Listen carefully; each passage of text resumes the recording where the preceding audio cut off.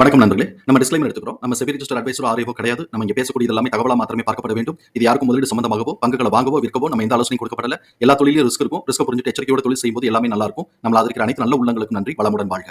வணக்கம் நண்பர்களே. 2026க்கான annualised analysis பார்த்துட்டு வரோம். அந்த வரிசையில் இப்போ நம்ம பார்க்கக்கூடியது HCL டெக்னாலஜிஸ். 2026க்கு என்ன வாய்ப்பு இருக்குங்கிறதுக்கான ஒரு தேடுதல் முயற்சி. ட்ரெண்ட்லைனை பொறுத்த வரைக்கும் இவங்க மிட்ரேஞ்ச் பெர்ஃபார்மருங்கிற கிளாசிஃபிகேஷன்ஸ்குள்ளே வராங்க. High financial strength, mid valuation, டெக்னிக்கலாக மூமெண்டம் நியூட்ரலில் இருக்குது. அனாலிசிஸ்ட் ப்ரைஸ் டார்கெட்டாக 1692 டார்கெட் அப்சைட் பண்ணியிருக்கிறாங்க.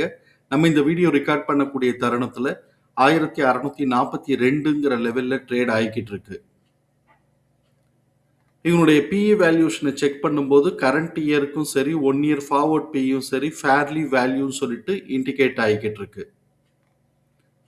இவங்களுடைய ஃபண்டமெண்டல் கீ மெட்ரிக்ஸை பார்க்கும்போது high level of liquidity position maintain பண்ணுறாங்க, ஹை ரேட் ஆஃப் ரிட்டர்ன் எடுக்கிறாங்க, டெப்ட் டு ஈக்விட்டி 0.03 இருக்கு.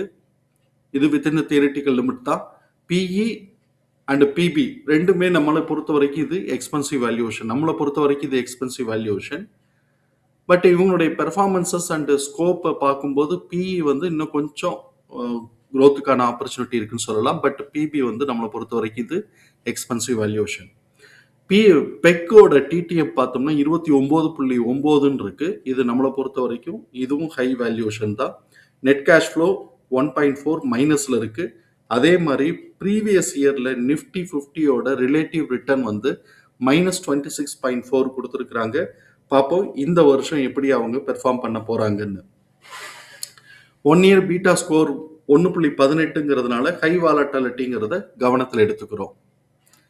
ட்ரெண்ட்லைனில் பார்ட்டிசிபேட் பண்ணக்கூடிய அனாலிசிஸ்டுடைய ஃபோர்காஸ்ட் எப்படி இருக்குன்னு பார்ப்போம். ரெவென்யூ ஃபோர்காஸ்ட் ஆனுவலைஸ்டாக நம்ம பார்க்கும்போது கிட்டத்தட்ட நமக்கு பார்த்தோம் அப்படின்னு சொன்னால் ஒரு 10% க்ரோத்துக்கான ஆப்பர்ச்சுனிட்டி இருக்குது. இது 2026க்கு 25 கம்பேர் பண்ணும்போது நமக்கு ஜூன் மாதத்துக்கு பிறகு பார்த்தோம்னா 27 ஃபோர்காஸ்ட் தான் நமக்கு லீடு எடுக்குங்கிறதுனால 27 ஃபோர்காஸ்ட் நம்ம பார்க்கும்போது எகைன் திருப்பி அது ஒரு 9% க்ரோத்துக்கான ஆப்பர்ச்சுனிட்டி இருக்குன்னு எதிர்பார்க்குறாங்க.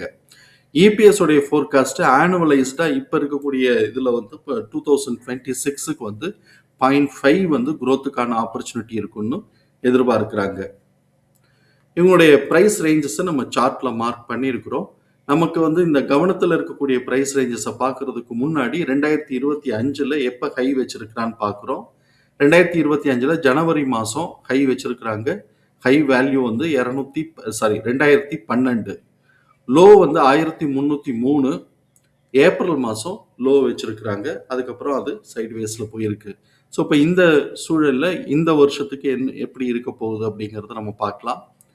Break point 1635. இப்போ கரெக்டாக அந்த பிரேக் பாயிண்டோட சுற்றியே தான் ஓட்டிக்கிட்டு இருக்கிறான்.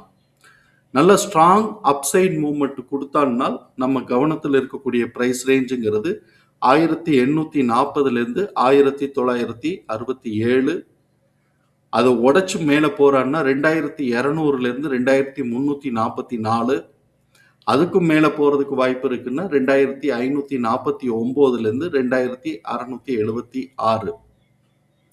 சப்போஸ் இந்த பிரேக் பாயிண்டான 1635ங்கிற லெவலில் கீழே உடைச்சு ஒரு ஸ்ட்ராங் கரெக்டிவ் ட்ரெண்டு ஃபார்ம் ஆனாங்கன்னா நம்ம கவனத்தில் இருக்கக்கூடிய ப்ரைஸ் ரேஞ்சுங்கிறது 1257, 925, 548. தகவல் பயனுள்ளதாக இருக்கும் நம்புகிறோம். தகவல் பயனுள்ளதாக இருந்ததுன்னா சங்கருக்கு ரொம்ப சந்தோஷம். நம்மளை ஆதரிக்கிற அனைத்து நல்ல உள்ளங்களுக்கும் நன்றி. வளமுடன் வாழ்க.